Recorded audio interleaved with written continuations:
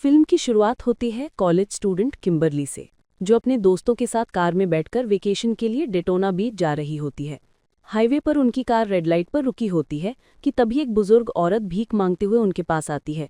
उसके बैग से डिब्बे यानी कैन सड़क पर बिखर जाते हैं, लेकिन किम्बरली और उसके दोस्त उसे नज़रअंदाज करते हैं और कार आगे बढ़ा देते हैं। रास्ते में वे एक स्कूल बस देखते हैं जिसमें बच्चे जोर जोर से पाइल अप चिल्ला रहे होते हैं। ये बात सिर्फ किम्बरली नोटिस करती है। वो रेडियो ऑन करती है तो पता चलता है कि आज ही के दिन ठीक 1 साल पहले फ्लाइट 180 क्रैश हुई थी। वो चैनल बदलती है तो गाना चलता है हाईवे टू हेल। ये सब बातें उसे बहुत अजीब लगने लगती हैं। किम्बरली हाईवे पर आसपास की गाड़ियां नोटिस करती है। उनके आगे एक लॉगिंग ट्रक चल रहा होता है जिस पर बहुत बड़े बड़े लकड़ी के लट्ठे बंधे होते हैं। किम्बरली को अचानक बहुत तेज एहसास होता है कि कुछ भयानक होने वाला है। अचानक ट्रक की चेन टूट जाती है और भारी भरकम लट्ठे सड़क पर गिरने लगते हैं। एक लट्ठा सामने चल रही पुलिस ऑफिसर की कार पर गिरकर उसे कुचल देता है। पास से गुजरता बाइक राइडर भी अपने बाइक के नीचे आकर मर जाता है। एक बिजनेस वुमन, एक माँ बेटे की कार और दूसरी कई गाड़ियां एक के बाद एक टकराकर जोरदार धमाकों के साथ फट जाती हैं। किम्बरली की कार भी इस चेन रिएक्शन में टकरा जाती है। किसी तरह वो जिंदा तो रहते हैं लेकिन बुरी तरह फंस जाते हैं। एक लड़के की स्पोर्ट्स कार ट्रक से भिड़ जाती है, पेट्रोल फैल जाता है और वो धीरे धीरे जिंदा जलने लगता है। इसी बीच सामने से आता एक ट्रक बाकी बचे लोगों को भी कुचल देता है और सब खत्म हो जाता है। इसी पल किम्बरली की आंख खुल जाती है। ये सब उसकी प्रीमोनिशन थी, यानी पहले से बिखा हुआ सीन। असल में वो अभी भी हाईवे पर ही खड़ी थी, कार रुकी हुई थी और वो बुरी तरह कांप रही थी। उसी बुजुर्ग औरत का वही बैग फिर से गिरता है और डिब्बे सड़क पर बिखरते हैं, बिल्कुल जैसे उसने अभी अभी देखा था। स्कूल बस भी वहीं से निकलती है, वही बस जिसके बच्चे पाइल अप चिल्ला रहे थे। रेडियो पर वही खबर आती है, फ्लाइट 180 के क्रैश की बरसी। और फिर वही गाना हाईवे टू हेल बजने लगता है। अब किम्बरली घबरा जाती है और अचानक अपनी कार रिवर्स लगा देती है, हाईवे की लेन को ही ब्लॉक कर देती है। इसी ट्रैफिक जैम में इस पार्ट का दूसरा मुख्य किरदार आता है, ऑफिसर बर्क, जो पुलिस में है और वहीं फंस जाता है। वो किम्बरली के पास आकर पूछता है कि वो रास्ता क्यों रोके खड़ी है। किम्बरली कहती है यहाँ बहुत बड़ा एक्सीडेंट होने वाला है। बर्क उसे कार से बाहर आने को कहता ही है कि लॉगिंग ट्रक आगे निकल जाता है। किम्बरली कहती है एक्सीडेंट इसी ट्रक की वजह से होगा। कुछ ही सेकंड्स बाद उसी ट्रक से सच में लट्ठा गिरता है, ट्रक फिसलता है, पीछे से एक दूसरी कार उस ट्रक से टकराती है और फिर हाईवे पर वही भयंकर पाइलअप शुरू हो जाता है। लेकिन इस बार किम्बरली और पीछे की वो सारी गाड़ियां जिन्हें उसने ब्लॉक कर दिया था बच जाती हैं। उसी समय पीछे से तेज रफ्तार ट्रक उनकी कार को टक्कर मारने आता है, लेकिन ऑफिसर बर्क किम्बरली को खींचकर बचा लेता है। हालांकि उसकी कार में बैठे उसके तीनों दोस्त धमाके में वहीं मर जाते हैं, यानी उसकी विजन में आखिरी मरने वाले दोस्त असल में सबसे पहले मर गए। मतलब इस बार डेथ का ऑर्डर उल्टा हो चुका है। इंटेरोगेशन में पता चलता है कि किम्बरली के साथ बिल्कुल वही हुआ जो पहले पार्ट के एलेक्स के साथ हुआ था, यानी मौत से पहले पूरी घटना की झलक। यहाँ ये भी पता चलता है कि अब एलेक्स जिंदा नहीं है, उसकी मौत एक अजीब से दुर्घटना में हो चुकी है। एक ईंट उसके सिर पर गिरकर उसे मार देती है। एलेक्स की तरह बची हुई दूसरी सर्वाइवर क्लेयर अभी भी जिंदा है, लेकिन उसने खुद को एक सुरक्षित संस्था या वार्ड में बंद कर रखा है ताकि कोई हादसा उसे छू ना सके। बाकी लोग अभी भी मानते हैं कि ये सब संयोग है और वे मौत को हरा चुके हैं। इसी बीच एक लड़का जिसने 2.5 मिलियन की लॉटरी जीती थी, भारी खरीदारी करने के बाद अपने अपार्टमेंट लौटता है। वो किचन में जाता है और पैन में पड़ी बासी नूडल्स खिड़की से बाहर फेंक देता है।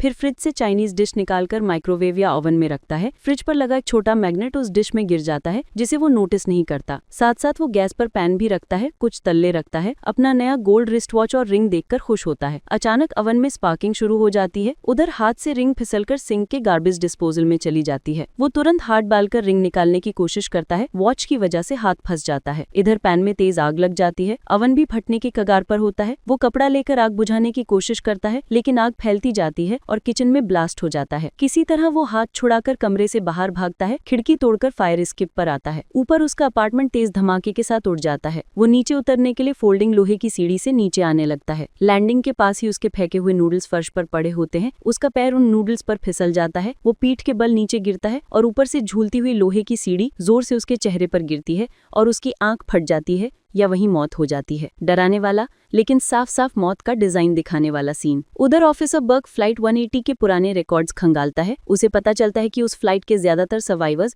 बाद में अजीब से अजीब हादसों में मारे गए। यहीं से कंफर्म होता है कि मौत का एक पैटर्न है। टीवी पर लॉटरी वाले लड़के की मौत की खबर आती है तो हाईवे से बचे सारे लोग घबरा जाते हैं। किम्बरली समझ जाती है कि मौत एक एक करके उन सबके पीछे लगी है। वो साइकियाट्रिक वार्ड पहुंचती है जहां क्लेयर रहती है। क्लेयर उसे समझाती है कि अगर बचना है तो साइंस यानी संकेतों पर ध्यान देना होगा, क्योंकि मौत हमेशा पहले संकेत भेजती है। यहाँ ये भी पता चलता है कि किम्बरली की विजन में मौत का क्रम उल्टा दिख रहा है, यानी जो आखिरी मरना था वो पहले मरेगा और जो पहले मरना था वो सबसे आखिर में। क्लेयर शुरू में मदद करने से मना कर देती है तो किम्बरली वहाँ से चली जाती है। घर लौटते वक्त उसकी मुलाकात फिर से ऑफिसर बर्क से होती है, जो अब उसकी बातों पर विश्वास करने लगा होता है। वो दोनों बात कर रहे होते हैं, तभी किम्बरली खिड़की के बाहर कबूतरों यानी पिजन्स को उड़ते टकराते हुए देखती है और इसे एक संकेत समझती है। उसे याद आ जाता है कि हाईवे पर एक माँ बेटा भी सर्वाइवर थे। उधर वही माँ अपने बेटे को डेंटिस्ट के पास लेकर गई होती है। क्लिनिक के बाहर कंस्ट्रक्शन चल रहा होता है। कई कबूतर शीशे से टकरा रहे होते हैं। डॉक्टर इस शोर से चिढ़कर बच्चे को इंजेक्शन की जगह लाफिंग गैस देता है और कमरे से बाहर चला जाता है। एक कबूतर शीशा तोड़कर अंदर आता है, जिससे हलचल मच जाती है। कुर्सी पर लेटे बच्चे के मुंह में टेबल पर रखे खिलौने के टुकड़े फिसलकर चले जाते हैं। उसकी सांस रुकने लगती है। तभी असिस्टेंट दौड़कर आता है और समय रहते उसकी जान बचा लेता है। क्लिनिक के बाहर जब माँ बेटा निकलते हैं, तभी दूर से किम्बरली और बर्क भागते हुए आते हैं और पिजन्स पिजन्स चिल्लाते हैं। लड़का उत्सुकता में कबूतरों की तरफ दौड़ता है और अचानक ऊपर से लगा हुआ एक बहुत भारी कांच का शीशा उसके ऊपर गिरकर उसे चूर चूर कर देता है। माँ चीख चीख कर रोने लगती है।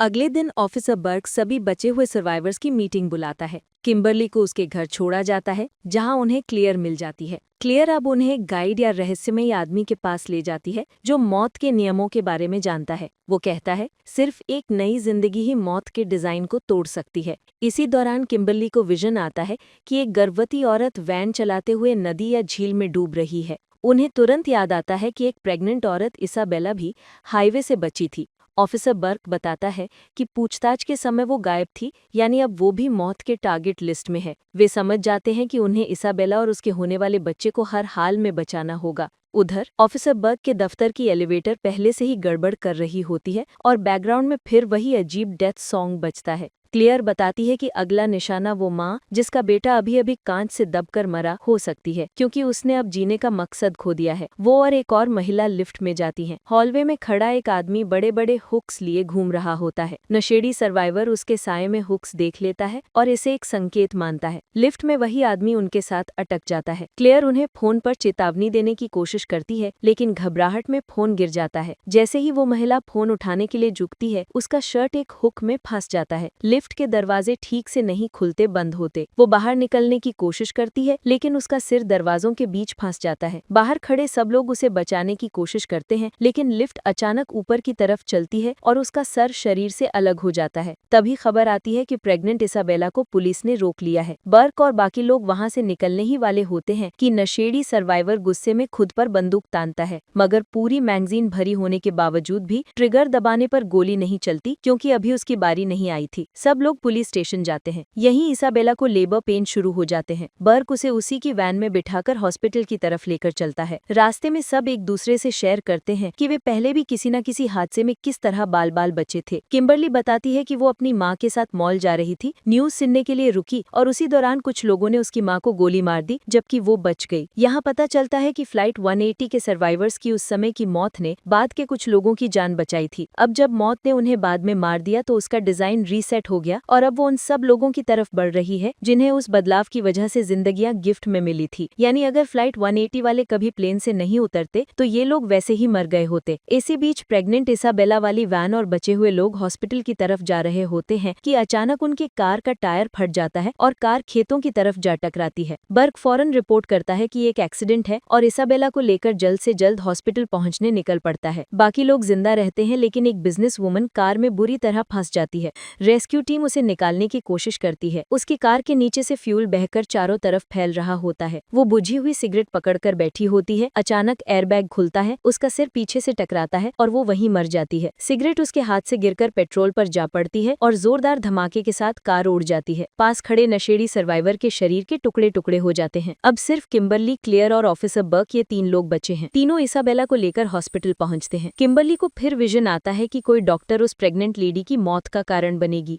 क्लेयर अस्पताल के भीतर उस दूसरे घायल सर्वाइवर को देखने जाती है जो एक्सीडेंट में जख्मी हुआ था। अब मौत का क्रम उसके पास पहुंच चुका है। उसके ऑक्सीजन सिलेंडर का पाइप ढीला पड़ा होता है। वो और बर्क उस डॉक्टर को रोक लेते हैं जिसे किम्बरली ने विजन में किलर के रूप में देखा था। उधर इसाबेला सही सलामत बच्चा जन्म देती है। सब खुश हो जाते हैं कि एक नया जीवन आ चुका है, मतलब शायद वही नई जिंदगी मौत के प्लान को तोड़ देगी। वे ये खुशखबरी क्लियर को देते हैं। तभी किम्बरली को एक और विजन आता है और पूरी बात उल्टी पड़ जाती है। असल में इसाबेला उस एक्सीडेंट में मरने वाली ही नहीं थी, मतलब उन्होंने अभी तक डेथ के डिजाइन में कोई असली बदलाव ही नहीं किया था। क्लियर घबराकर उस घायल सर्वाइवर को देखने दौड़ती है। जैसे ही वो कमरे का दरवाजा खोलती है, ऑक्सीजन और चिंगारी से जोरदार विस्फोट होता है और क्लियर और वो घायल दोनों वहीं मर जाते हैं। अब किम्बरली समझ जाती है कि उसके विजन में मरने वाली औरत कोई और नहीं, वो खुद है। उसे पता है कि मौत के डिजाइन को तोड़ने के लिए उसे कुछ चरम करना होगा। वो एम्बुलेंस लेकर सीधे झील या झीलनुमा पानी में कूद जाती है, यानी जानबूझकर खुद को मौत के हवाले करती है ताकि उसे फिर से नई जिंदगी देकर बचाया जाए और डिजाइन रीसेट हो जाए। ऑफिसर बर्क उसके पीछे पीछे पानी में कूदता है और उसे बचाने की कोशिश करता है, लेकिन पानी के नीचे किम्बरली की सांसें रुक जाती हैं। उसकी आंखों के आगे अंधेरा छा जाता है। अचानक सीन कट करता है। वो होश में आती है और देखती है कि वही डॉक्टर जिसे उसने विजन में किलर के रूप में देखा था, दरअसल उसे सीपीआर या सांस देकर जीवन में वापस ला रही है। यही पता चलता है कि ये नई जिंदगी या रीबर्थ मोमेंट